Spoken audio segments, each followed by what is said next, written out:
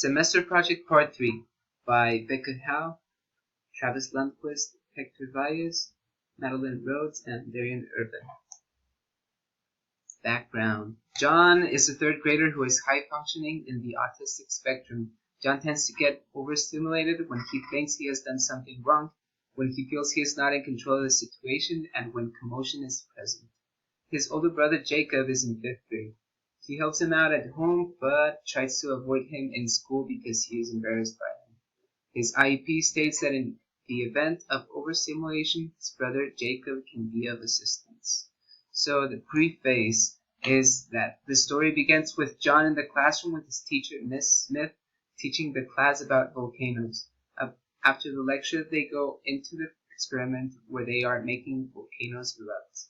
So in the last part of the project, we actually went into the story and how the class starts making their volcanoes, and they mix the baking soda and vinegar. Unfortunately, John thinks about why not put more baking soda, why not put more vinegar. And so what happens is that he will make a mess, and the mess goes to the floor, to the table, and there's like a big eruption and explosion. So the kids start screaming, he starts screaming, the teachers start screaming, so it's a big chaos. And this causes him to overstimulate and to kind of start like a tantrum. And so the way we thought of like fixing this up, or the solution for this, is the following. And this was as part of part 2 of the project. It says, after the teacher realizes that John is beginning to have a meltdown about the volcano erupting, she decides to take him aside to talk through the situation and not call for his older brother. Autistic children have a hard time verbalizing their feelings, and for John, the only way for him to do that is through emotion and action. After talking with John about the situation, Miss Smith is able to calm him down and redirect him back to the activity with the rest of the class. So that was the solution we had thought about, and this is more based on like common sense and like past studies we've had, but we've done a little bit of more research, and we found other alternatives for this. Okay, so after researching this some more, we found that according to Stephen M. Adelson, who has a PhD, he said that it's important to focus on calming the person when the person is overexcited. Some popular calming techniques include vigorous exercise, such as a stationary bicycle, which would act as a release of their high excitement level.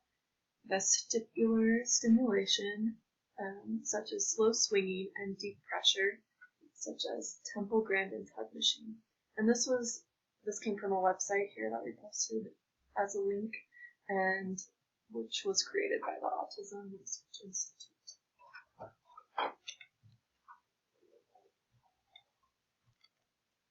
Instead of meeting with John, a part of the class, we will talk to John about how he is not in trouble, and that we need to talk about what emotions he felt during the experiment so we can create a better resolution for the next time.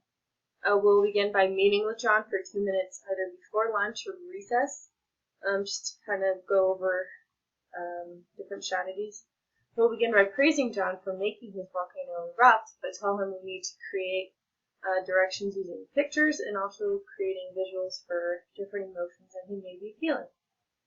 We want John to be independent and not feel like he needs to depend on his brother.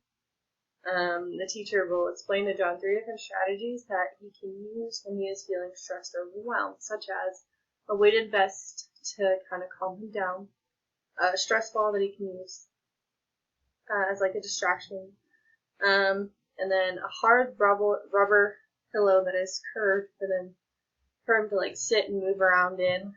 And after about a week or so, we'll meet with John again to make adjustments to the plan.